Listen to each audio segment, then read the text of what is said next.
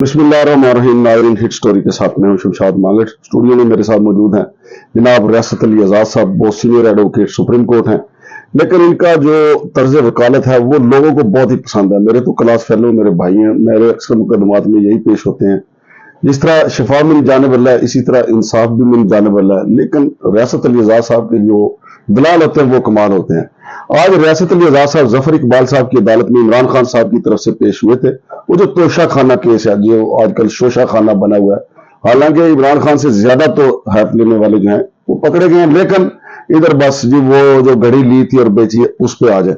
रियासत अली आज़ाद साहब, आज क्या मामला था, क्या हुआ अदालत में, वो जरा हमारे नाजरीन को बताइएगा। बिस्मिल्लाहिर्रहमानिर्रहीम। आज वहाँ पे एक चौधरी फैसल साहब, राजा कमर साहब, वहाँ पे मैं भी पेश हुआ कि वहाँ पे जो वारंट की सस्पेंशन के लिए जो दरख्वास्त दी गई थी उस पे आज आर्गूमेंट हुए। उन आर्गूमेंट्स के हवाले से कि जी अदालत को क्या इमरान खान की गिरफ्तारी मतलूब है या उसकी पेशी मतलूब है कि वारंट चला गया और कभी ऑर्डनरी हालात और सर्कमस्टांसिस में ऐसा नहीं हुआ।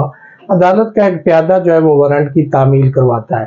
तो वहाँ पे तो FC रेंजर और पंजाब पुलिस और हेलीकॉप्टर और इसके ज़रिए सारा कुछ सर्विस, ये पाकिस्तान में तारीख में फर्स्ट टाइम ऐसा हुआ है।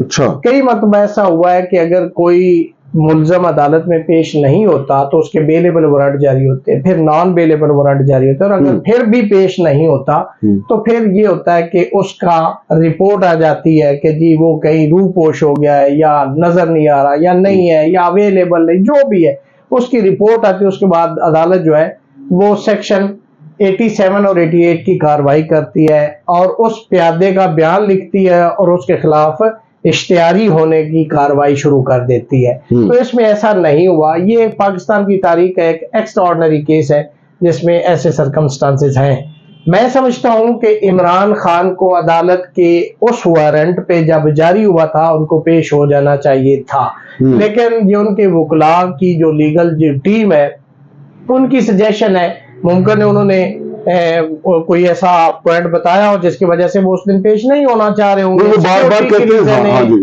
या कोई और रीजन है, वट एवर, कि वो उनको सामने कह रहे हैं कि इमरान खान को पाकिस्तान से साफ कर दिया, ये तो डायरेक्ट धमकी है, दुरुस्त है। लेकिन मैं ये कह रहा हूँ कि चूंकि उन्होंने अपनी लीगल टीम से कंसल्ट किया होगा, वहां लाहौर में जो बैठे वो क्लास सीनियर, उन्होंने उनको सजेस्ट किया होगा कि आप पेश ना हो, तो अलबत्ता ऐसे हालात में जब इमरान खान खुद अंडरटेकिंग दे रहे हैं कि मैं अगली 18 तारीख उसको मैं पेश हो जाऊंगा, तो उनको ये रास्ता देना चाहिए कि वो 18 को आए। और हाँ, अगर आज उसको अरेस्ट कर लेते हैं तो और तो किसी FIR में तो उसको अरेस्ट नहीं किया जा रहा ना, इस वारंट की तावील करवा रहे हैं, तो 4 दिन 18 तारीख को केस लगेगा।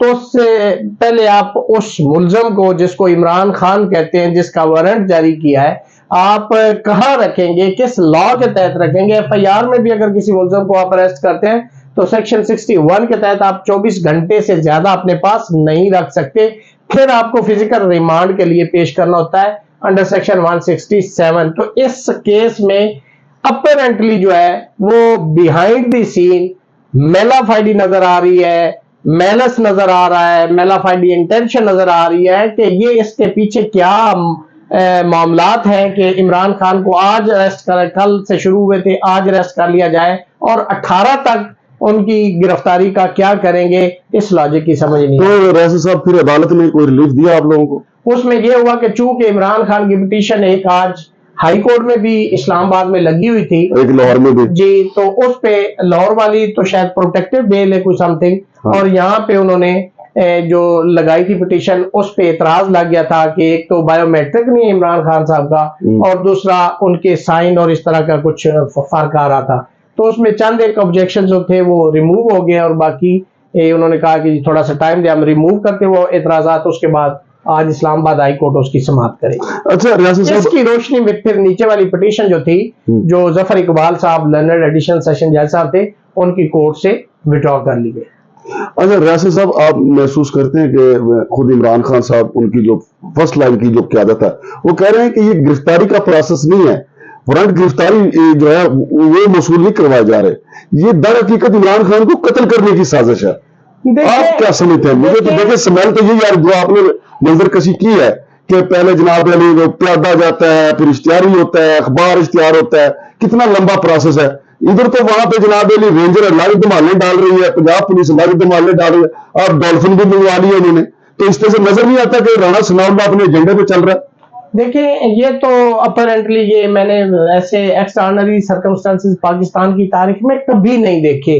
कोई क़यामत आ जाएगी, अगर एक तारीख में मुल्ज़म हाजिर नहीं हुआ तो अगली पे पेश हो जाएगा, और कुछ भी नहीं उसमें होने वाला। जस्ट अदालत ने इंश्योर करना है, उसको इंटीमेट करना कि मैंने तुम्हारे अदालत गिरफ्तारी वारंट जारी कर दिए, नॉन अवेलेबल, नाकाबिले जमानत, अगर आप नहीं आएंगे तो अगला प्रोसेस होगा। ये नहीं हो सकता कि बाय हुक बाय क्रोक और ये सारी गवर्नमेंट मशीनरी को इस्तेमाल करना, ये मेरी समझ से बात। ये महसूस करते हैं रियासत भाई आप कि इसके पीछे कोई और ताकत है जो जजों को इस तरीके से देखे ना।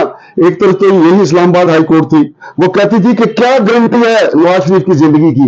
आज कोई अदालत ये सवाल नहीं उठा रही कि इमरान खान तो पेश हो जाएगा, क्या गारंटी है कि उनको सिक्योरिटी दी जाएगी, उनकी जिंदगी को खतरात लाके नहीं होंगे। किसी अदालत ने पॉइंट नहीं उठाया। इस मुल्क का अलमिया मांगट साहब सिर्फ एक है कि इस मुल्क के अंदर जो कॉन्स्टिट्यूशन का आर्टिकल 25 है कि डिस्क्रिमिनेशन नहीं होनी चाहिए जेंडर बेस पे, किसी भी हवाले से, कोई अमीर गरीब के हवाले से, कोई पढ़े लिखे अनपढ़ के, यानी equal treatment of law should be given to every citizen of Pakistan, वो इम्प्लीमेंट नहीं हुआ। आज मैं समझता हूं कि इस मुल्क के अंदर कई लोग बड़े बड़े बयान दाग रहे हैं, लेकिन उनको कोई नहीं पूछता, और कोई छोटी सी भी बात करता है तो उसको गले से दबोच लिया जाता है। तो मैं समझता हूं कि ये इस मुल्क के निजाम के खिलाफ है, ये इस मुल्क के अवाम के खिलाफ है, और मैं समझता हूं कि ये बड़ी डेंजरस चीज है जो इस वक्त मुल्क के अंदर जारी हो सकती है। दो क्वेश्चन रियासत साहब, क्या आप समझते हैं कि ये जो डर्टी गेम पाकिस्तान में जारी है, ये किसी के इशारे पे जारी है, जानबूझ के हालात खराब किए जा रहे हैं ताकि इलेक्शन ना करवाने पड़े, चूंकि इमरान खान तो क्लीन स्वीप कर रहा है? देखिए, ये भी रीजन हो सकती, सो मेनी ग्राउंड्स है इसके पीछे कि ये सारा कुछ जो कुछ हो रहा है इसके पीछे बहुत सारे मुहरकात हैं, बहुत सारी कुव्वतें हैं, बहुत सारे मामलात हैं, बहुत सारे लोगों के मामलात हैं, पॉलिटिकल इश्यूज है और इश्यूज हैं। तो मैं समझता हूं कि कोई भी रीजन इसके पीछे हो सकती, लेकिन ये नहीं हो सकता कि इसके पीछे कोई। अच्छा, आपने भी देखा, मैंने भी देखा, शौकत अजीज सिद्दीकी साहब थे इस्लामाबाद हाई कोर्ट के जस्टिस। मैंने वो खबर भी की थी कि गोपांग साहब हैं सीडीए के, उन्होंने रेफरेंस फाइल किया था उनके खिलाफ। उसमें उन्होंने जिक्र किया था कि उन्होंने नवाज शरीफ से एक बंगला लिया, फिर उस बंगले की तामीर जो है जनाब अली PWD से उसकी सारी करवाई, फिर अपने कबूतरों के लिए खुड्डा भी वहां पे उन्होंने सरकारी खाते में बनाया था शौकत अजीज सिद्दीकी ने।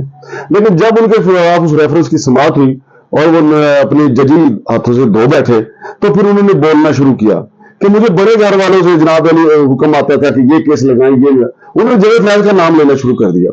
आप मुझे ये बताएं कि जिस तरह हमारे एक फादर साहब का कबूतरबाज जज साहब हैं, अब तो खुल के बोलते हैं, आने वाले वक्त में जो अभी सिनेरियो बन रहा है, कुछ जज बोलेंगे कि जनाब हमें कहां से आर्डर आता था?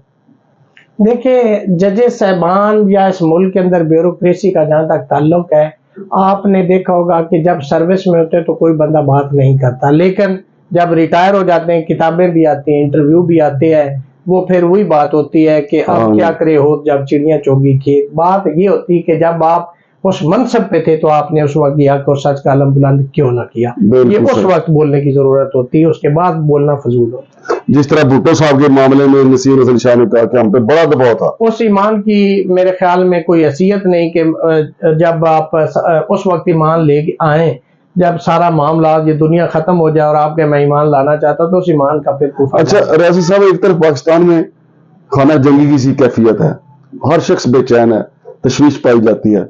उधर हमारे देखे जो हमारे हसास इदारे हैं वो अब भी ऑडियो बगलिंग कर रहे हैं, यास्मीन राशिद और हिदायत शाह की जो ऑडियो, हालांकि उसमें कुछ नहीं, वो यही कह रही है ना कि इमरान खान साहब ने कहा है कि तमाम जो पार्टी के टिकट होल्डर हैं या टिकट के ख्वाहिशमंद हैं वो बंदे लेके आए। तो पार्टी लीडर क्या पैगाम देगा? खुदा ना खास्ता उसने ये तो नहीं कहा कि पड़ोसी मुल्क में फोन करें कि उधर से कोई इमदाद है, तो अपने पार्टी के लोगों को बुला रहे हैं। वो पॉलिटिकल इशू है, तो पॉलिटिकल कोई भी पार्टी हो, वो नून हो, मीम हो, जीम हो, PTI हो, कोई भी हो, वो अपने पॉलिटिकल वर्कर्स को मोटिवेट करते हैं, गैदर करते हैं। उनको जरूरत है, अगर वो ये कह रहे हैं कि जी आपको टिकट नहीं दिया जाएगा अगर आप लोग लेके नहीं आएंगे, तो ये उनका एक अपना मामला है भाई, टिकट वो उसी को देंगे जो बुरे वक्त में पार्टी के साथ खड़ा होगा, तो इसमें कोई इशू नहीं। लेकिन सवाल ये पैदा होता है कि अंडर व्हाट लॉ आप किसी का फोन बग कर सकते हैं। बहुत शुक्रिया जनाब रियासत अली एजाज साहब। नाज़रीन, ये सुप्रीम कोर्ट के जजों के भी फोन बग होते रहे जनाब से सजाद अली शाह के दौर में। फिर ये सुप्रीम कोर्ट में केस भी लगा था, उस पर जजमेंट भी आई थी और कहा गया था कि किसी शहरी के फोन जो है वो बग नहीं किया जा सकता। आप ये देखें, जिन्होंने मुल्क के हालात को संभालना है वो टेलीफोन बग कर रहे हैं, और जो टेलीफोन बग कर रहे हैं, जो टेलीफोन की ऑडियो लीक की जा रही है, उसमें क्या है, कोई मिर्च मसाला नहीं है। उसमें भी उनका अपने मुंह काला हो रहा है, जो बग करके फिर उसको सोशल मीडिया पर डाल रहे हैं। नाज़रीन, रियासत अली एजाज साहब का बहुत शुक्रिया।